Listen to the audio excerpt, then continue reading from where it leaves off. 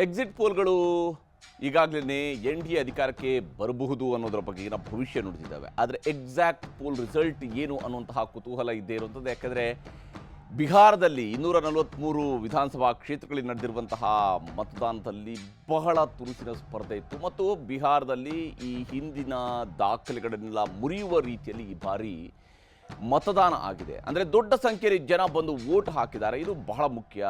SIRನ ಚರ್ಚೆ ಆಗಿತ್ತು, ವೋಟ್ ಚೋರಿಯ ಚರ್ಚೆ ಆಗಿತ್ತು, ಜಂಗಲ್ ರಾಜ್ನ ಚರ್ಚೆ ಆಗಿತ್ತು. ಇದೆಲ್ಲದರ ನಡುವೆ ಜನ ಬಂದು ದೊಡ್ಡ ಸಂಖ್ಯೆಯಲ್ಲಿ ಮತ ಚಲಾಯಿಸಿದಾಗ ಸಹಜವಾಗಿಯೇ ಕುತೂಹಲ ಜಾಸ್ತಿ ಆಗ್ತಾ ಹೋಗುತ್ತೆ. ಬಿಹಾರದಲ್ಲಿ ಯಾವ ಪಕ್ಷಕ್ಕೆ ಶುಭ ಶುಕ್ರವಾರ? ಮೋದಿ ಸುಶಾಸನ್ ವರ್ಸಸ್ ರಾಹುಲ್ ತೇಜಸ್ವಿ, ಇದರಲ್ಲಿ ಯಾರಿಗೆ ಜನ ಮಣೆ ಹಾಕಿದ್ದಾರೆ ಅನ್ನುವಂಥದ್ದು. ಯಾಕಂದರೆ ಒಂದು ಕಡೆಯಲ್ಲಿ ಸುಶಾಸನ್ನ ಬಗೆಗಿನ ಚರ್ಚೆ ಆಗಿದೆ, ಮತ್ತೊಂದು ಕಡೆಯಲ್ಲಿ ಇಲ್ಲ ನಾವು ಅಧಿಕಾರಕ್ಕೆ ಬಂದರೆ ಪ್ರತಿ ಮನೆಗೆ ಒಂದು ಸರ್ಕಾರಿ ಉದ್ಯೋಗ ಕೊಡ್ತೀವಿ ಅನ್ನುವಲ್ಲಿವರೆಗೂ ಕೂಡ ಆಶ್ವಾಸನೆಗಳು ಬಂದಿದ್ದಾವೆ. ನಿತೀಶ್ ವರ್ಸಸ್ ತೇಜಸ್ವಿ, ಒಂದು ಕಾಲದಲ್ಲಿ ಅವರು CM ಇವರು DCM ಆಗಿ ಕೂಡ ಕೆಲಸ ಮಾಡಿರುವುದು ಕೂಡ ಇದೆ.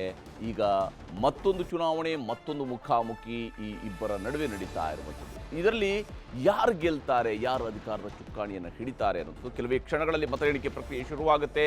ದಿಗ್ಗಜರ ನಡುವೆ ಕಮಾಲ್ ಮಾಡ್ತಾರಾ PK ಅನ್ನುವಂತಹ ಕುತೂಹಲವೂ ಕೂಡ ಇದ್ದೇ ಇದೆ. ಎಕ್ಸಿಟ್ ಪೋಲ್ ಫಲಿತಾಂಶ ನಿಜ ಆಗುತ್ತಾ, ಅದೇ ಸ್ವರೂಪದಲ್ಲೇ NDA ಮತ್ತೊಮ್ಮೆ ಭರ್ಜರಿ ಜಯಬೇರಿಯನ್ನು ಬಾರಿಸುತ್ತಾ ಅನ್ನುವಂಥದ್ದನ್ನು ಕೂಡ ನೋಡಬೇಕು.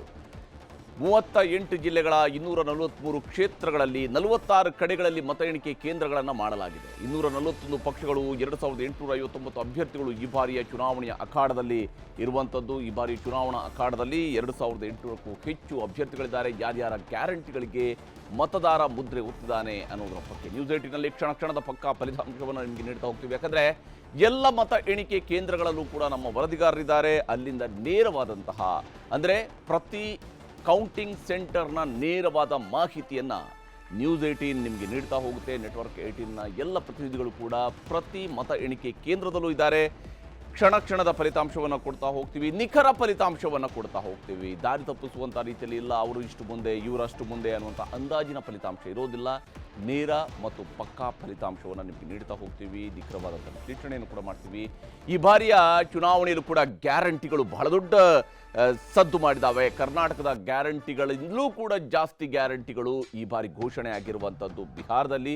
ಹೀಗಾಗಿ ಬಿಹಾರದ ಫಲಿತಾಂಶದ ಬಗ್ಗೆ ಬಹಳ ಕುತೂಹಲ ಇದ್ದೇ ಇದೆ. ಜನ ಗ್ಯಾರಂಟಿಗಳಿಗೆ ಎಷ್ಟರ ಮಟ್ಟಿಗೆ ಮಣೆ ಹಾಕ್ತಾರೆ ಅನ್ನೋದು ಮತ್ತು ದೊಡ್ಡ ಸಂಖ್ಯೆಯಲ್ಲಿ ಜನ ಮತದಾನಕ್ಕೆ ಬಂದಿರುವಂಥದ್ದು ಕೂಡ ಈ ಬಾರಿಯ ಚುನಾವಣೆಯ ಒಟ್ಟು ಫಲಿತಾಂಶದ ಬಗ್ಗೆನ ಕುತೂಹಲ ಹೆಚ್ಚಳ ಆಗೋದಕ್ಕೆ ಕಾರಣ. ಮಹಾಗಠಬಂಧನ್ ವರ್ಸಸ್ NDAಯಲ್ಲಿ ಈಗಾಗಲೇ ಮಿತ್ರ ಪಕ್ಷಗಳು 20 ವರ್ಷಗಳಲ್ಲಿ ಬಹುತೇಕ ಇವರಿಬ್ಬರು ಜೊತೆಯಾಗಿ ಸುಮಾರು 16 ವರ್ಷಗಳ ಕಾಲ ಆಡಳಿತವನ್ನು ನಡೆಸಿರುವಂಥದ್ದು ಕೂಡ ಇದೆ. ಹೀಗಾಗಿ ಈಗಿನ ಅವಧಿಯಲ್ಲಿ ಏನಾಗುತ್ತೆ, ಈ ಬಾರಿಯ ಚುನಾವಣೆಯಲ್ಲಿ ಏನಾಗುತ್ತೆ ಅನ್ನೋದನ್ನು ನೋಡಬೇಕು.